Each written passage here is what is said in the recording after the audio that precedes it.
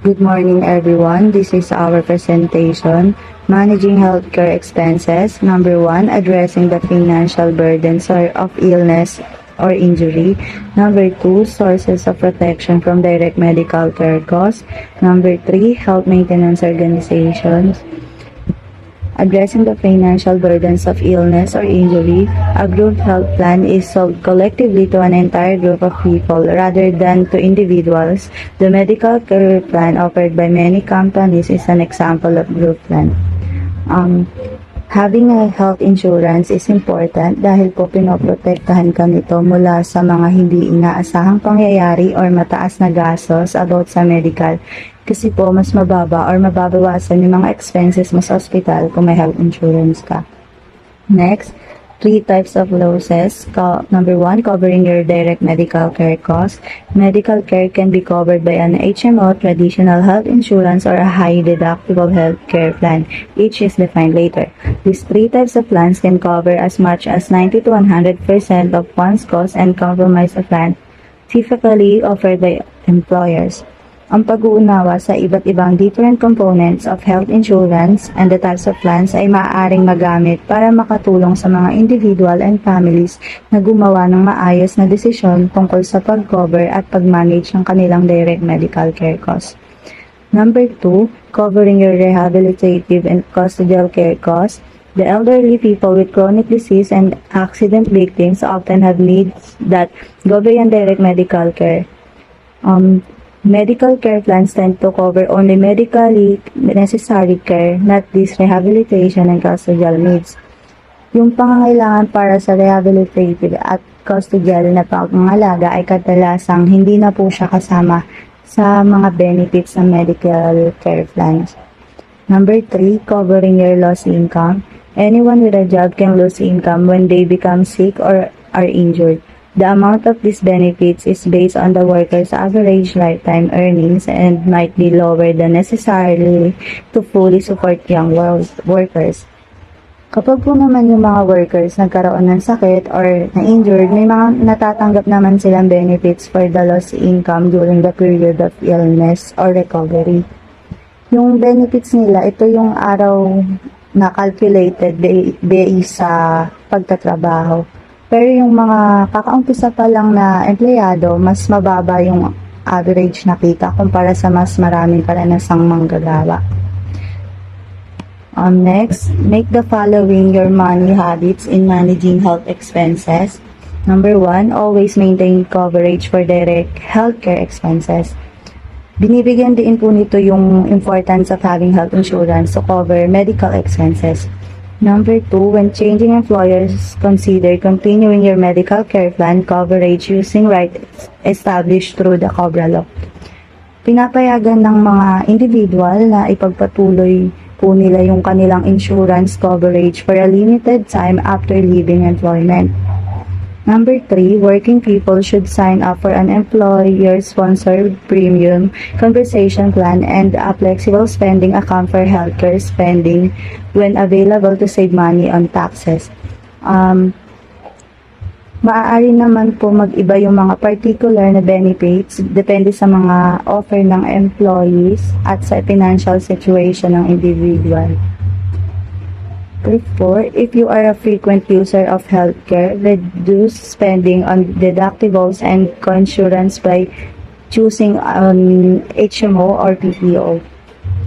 Mahalaga po dito yung maingat na suriin yung mga particular na benefits, yung gastos at mga provider network ng mga plano ng HMO at PPO para po matukoy kung alin yung pinaka-best sa mga individual na healthcare needs and usage pattern. Number 5, take advantage of employer-sponsored long-term disability income insurance or consider purchasing protection individually. Hanggat may pagkakataon po, mas maganda kung samantalayin yung employer-sponsored long-term disability income kung magagamit dahil maaari po itong magbigay ng mahalagang protection during periods of disability. Number 6, regularly reevaluate your need for long-term care insurance against your resources for providing such care on your own. Dito naman po, kailangan nilang suriin yung kanilang long-term care insurance needs based sa pagbabago sa mga personal circumstances and financial resources. Next. Sources of protection from direct medical care costs. A medical care plan is a generic name for any program that pays or provides reimbursement for direct medical care expenditures. Binibigyan naman dito ng diin yung pagiging kasama nito sa iba't ibang program na covering ng mga medical expenses. Mahalaga din na maintindihan ng bawat individual yung mga magagamit na protection against medical care costs. Health Maintenance Organization, ito po yung HMOs. Health Maintenance Organization, HMOs provide a broad range of healthcare service for a set monthly fee on a prepaid basis.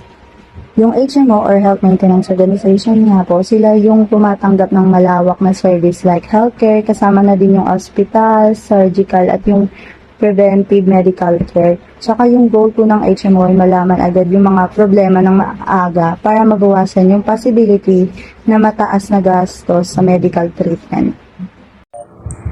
Traditional health insurance offer financial protection against illness and injury, covering hospital, surgical, and medical expenses. Comprehensive health insurance, often preferred by consumers and employers, combines this protection into a single policy with policy limits of 1 million or more. It is based on reimbursement for losses. The word traditional health insurance is a comprehensive plan that pays off medical costs with premiums, deductibles, and co-payments. Preventive care, doctor visits, prescription drugs, and hospital stays are all included. Example from PPOs, Preferred Provider Organizations, give customers coverage for a variety of services and freedom in selecting their healthcare providers. Once the deductible is paid, the insurance company pays a large percentage of medical expenses. Consumer-driven healthcare is a term describing an approach to medical care that is different than that of typical HMOs and traditional health insurance. With these two latter approaches, consumers pay very little out of their own pocket for their medical care and thus have little incentive to minimize healthcare spending. The word consumer-driven involves high-deductible health plans paired with health savings accounts, encouraging people to be more cost-conscious and proactive in managing their healthcare expenses. An example of consumer-driven healthcare is a high-deductible health plan paired with a health savings account. With this setup, individuals have a higher deductible to meet before insurance coverage kicks in, but they can contribute to a tax advantage to cover qualified medical expenses. This gives them more control over their healthcare spending and encourage cost-conscious decision-making.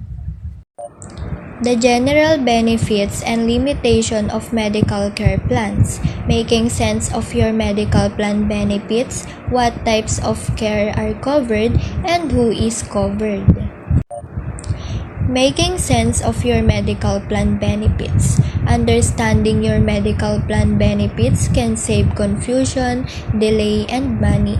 Group plans come with insurance certificates, while individuals should familiarize themselves with their health insurance policy or HMO contract.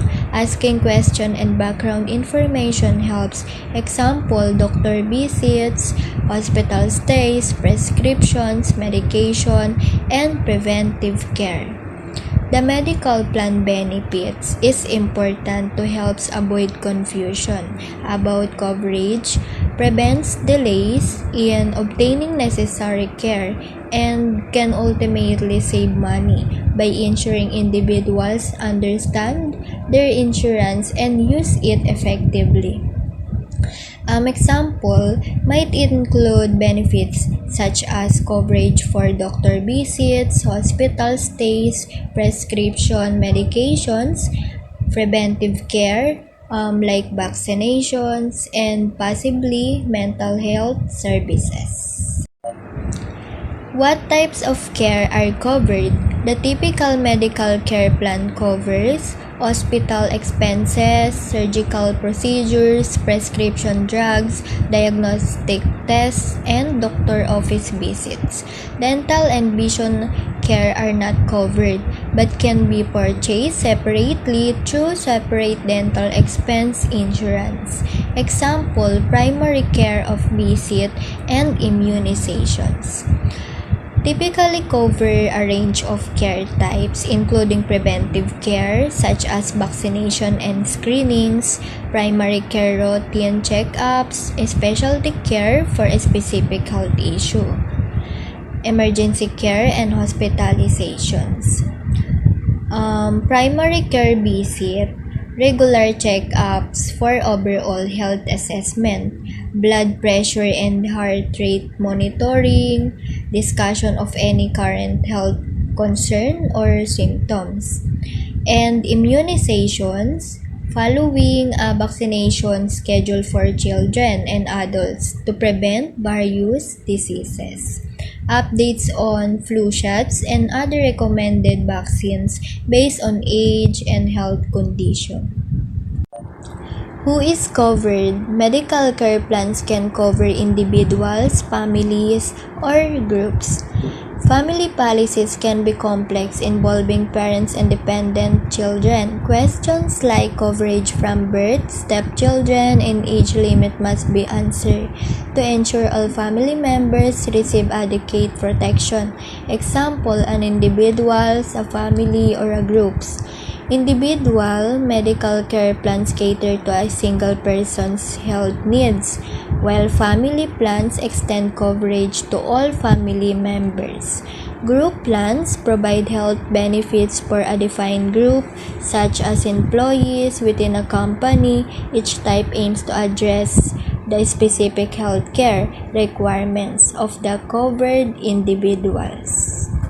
When does coverage begin and end? Individual and group medical care plans are usually written on an annual basis.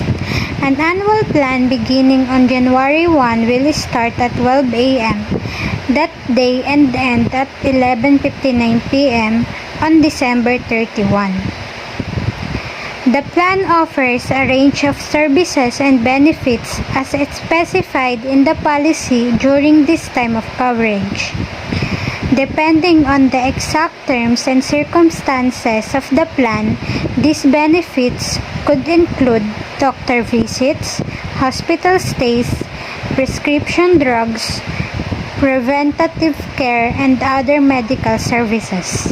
Planning for long-term care. Many healthcare episodes include a period of time when the patient no longer needs skilled medical care but does need assistance to a degree that requires confinement in a nursing home or special help at home. It's crucial to remember that the precise amount of support and care needed may change based on the needs of the person and the advice given by their medical professionals. The patient's recovery and capacity to resume everyday tasks independently will also determine how long this assistance period lasts. Factors to assess when considering a long-term care policy include the following. 1. The degree of impairment required to benefit to begin. Depende sa patakaran o programa ng insurance, maaaring may mga pagkakaiba sa tiyak na antas ng kapansanan na kailangan bago magsimula ang mga benepisyo. Number 2. The level of care covered. Ang mga uri ng serbisyong medikal paggamot o mga interbensyon na saklaw ng mga benepisyo ay tinutukoy bilang ang antas ng pangangalagang saklaw. Maaaring kabilang dito ang higit pang espesyal na pangangalaga tulad ng mga operasyon, pananatili sa ospital o mga programa sa rehabilitasyon, pati na rin ang mas karaniwang pangangalagang medikal tulad ng mga pagbisita sa doktor at mga iniresetang gamot. 3. Person's age.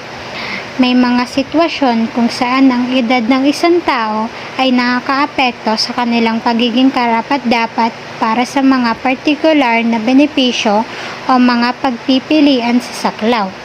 Ang mga limitasyon sa edad o mga probisyong partikular sa edad ay maaaring isama sa ilang mga patakaran o programa ng insurance, lalo na pagdating sa pangmataganang pangangalaga o mga serbisyo sa pangangalagang pangkalusugan na nakatuon sa nakakatanda. 4. Benefit amount. Ang pagsakop sa pananalapi na inialok ng patakaran o programa ng seguro ay tinutukoy bilang halaga ng benepisyo. Ito ay maaaring magsagawa ng paraan ng pagbabayad para sa out-of-pocket na mga gastos sa medikal. Isang set araw-araw o buwanang benepisyo para sa pangmatagalang pangangalaga o isang nakatakdang halaga para sa mga partikular na serbisyo o paggamot. 5. Benefit period. Ang haba ng panahon na magagamit ang mga benepisyo ay tinutukoy bilang panahon ng benepisyo. Depende sa saklaw ng insurance o programa, maaaring magbago ito. Halimbawa, habang ang ilan mga patakaran ay nag-aalok ng panghabang buhay na saklaw, ang iba ay maaari lamang magbayad ng mga benepisyo para sa isang paunang natukoy na bilang ng mga taon. Ang dokumentasyon ng patakaran o programa ay karaniwan naglalaman ng paglalarawan ng panahon ng benepisyo. 6. Waiting period.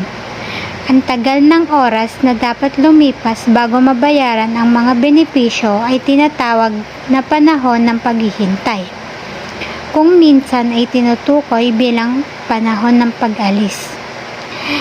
Ito ay isang tipikal na bahagi ng ilan lamang patakaran na sa siguro, lalo na ang mga sumasaklaw sa kapansanan o pangmatagalang pangangalaga.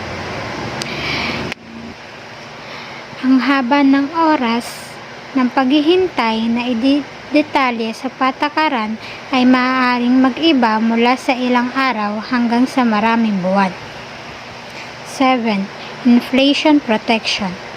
May opsyon ng ilang partikular na patakaran sa seguro na isama ang proteksyon sa inflation, lalo na ang mga nakikitungo sa pangmatagalang pangangalaga. Sa paglipas ng panahon, nakakatulong ito sa pagtugon kung paano nakakaapekto ang inflation sa presyo ng mga serbisyo sa pangangalagang pangkalusugan. Panapanahong tataas ang halaga ng benepisyo upang makasabay sa tumataas na mga gastos sa pangangalagang pangkalusugan sa proteksyon ng inflation. Protecting your income during disability. A number of resources are available for income protection during a period of disability. Many U.S. workers have sick pay benefits that can help ease the burden of a short period of disability, such as 4 weeks. Some employers offer group disability income insurance, although typically the coverage lasts for only a short term, less than 2 years. Individuals may also consider exploring other forms of income protection, such as individual disability insurance policies, which can provide more comprehensive and long-term coverage in the event of a disability. These policies are typically purchased independently and can offer income replacement for an extended period. Depending on the long terms and conditions of the policy, it's crucial to be aware of the income protection resources available to you and to consider your specific needs and circumstances when selecting the most appropriate option for protecting your income during a period of disability. Disability income insurance replaces a portion of the income loss when you cannot work because of illness or injury. Although it is probably the most overlooked type of insurance, it's vitally important for all workers. In disability income insurance, everyone who works should think about this kind of insurance, as accidents or illnesses can happen to anyone at any time and keep them from being able to work. You can rest easy knowing that you have a safety net of money in case your disability prevents you from working if you have disability income insurance. Social Security Disability Income Insurance is designed to help replace a portion of the lost income of eligible disabled workers. Benefits begin after a 5 months waiting period and the disability must be total. In Social Security Disability Income Insurance, benefits under Social Security Disability Income Insurance usually start to be paid out 5 months after disability first manifests.